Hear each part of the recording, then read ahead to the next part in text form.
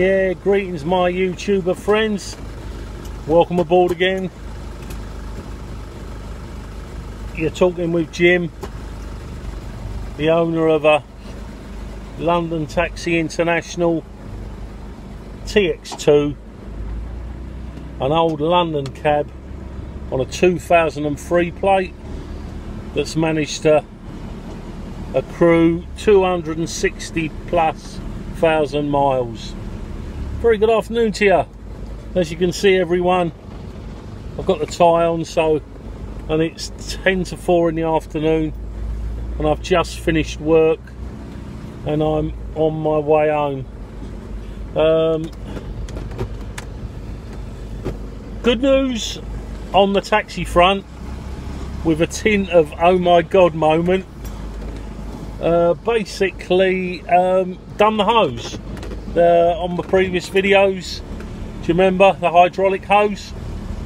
Took about an hour, which was just separating it, well, cutting it off really. It was in such a bad state of affairs that we cut it off, and then just got a set of grips on it and just pulled it apart and just disconnected it and replaced it, topped up with fresh fluid, replaced all the fluid while we were here in the power steering unit.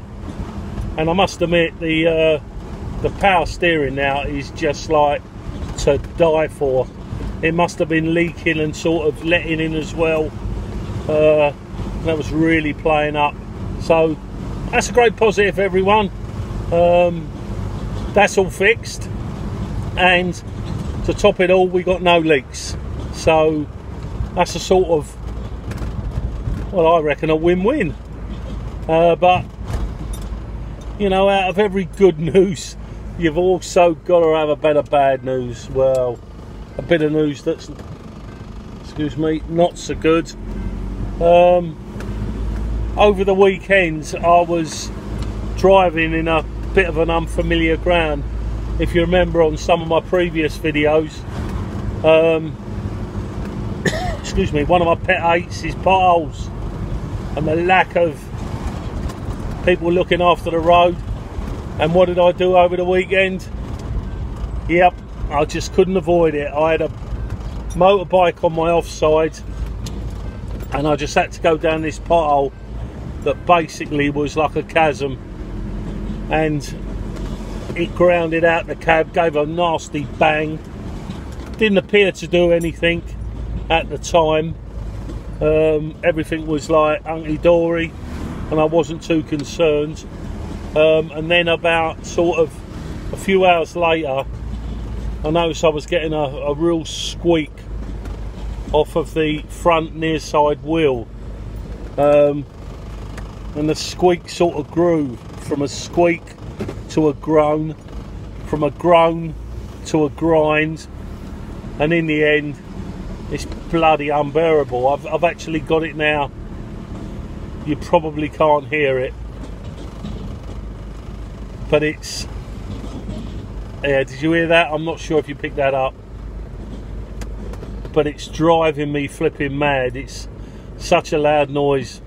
Gone underneath it, and although I can't see any damage, I've got a strong suspicion it's one or two things. There's a very, very short shock absorber on this. It's a very short reach shock absorber. It doesn't come up like most shock absorbers, right up to the top of the mount either side of the engine and then bolt from the top. This one sort of splays out at the side, and it's about this long, and it's encased by like a spring to the side, and it's one or two things that I can see. It's either, well, it's buggered the shock absorber up. It might have bent it or twisted it.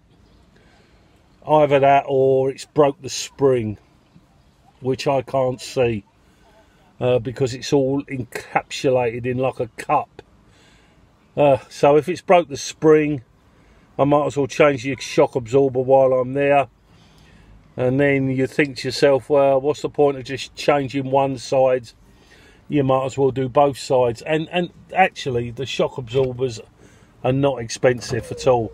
I've already looked them up, and a decent set of shock absorbers, a pair for the fronts of this, is about 35-40 quid.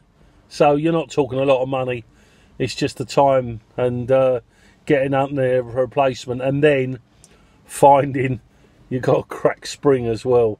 A lot of people say you can't replace individual springs, you've got to replace the pair.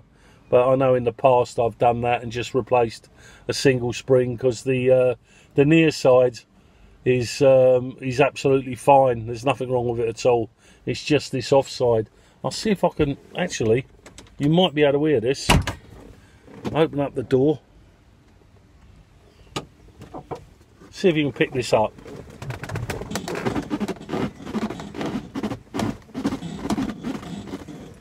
Do you hear that?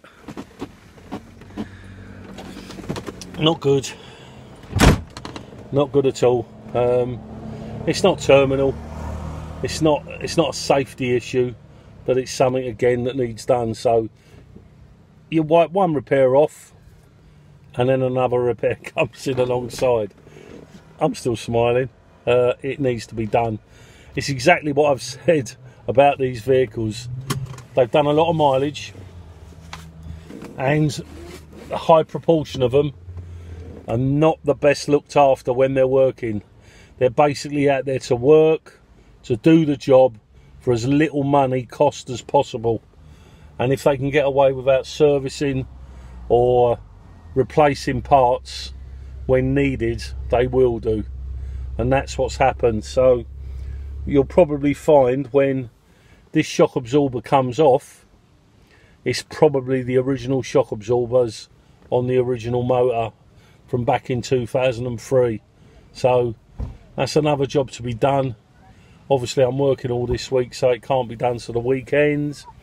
So we're going to get it out and get it done. It can't get any worse, but God, it ain't half disconcerting. Every time you go over a bump, every time you turn a corner, it's a really horrible sound. It's like it's not a grinding sound, metal to metal. It's like rubber. It's like when the rubber mounts actually break down, they perish.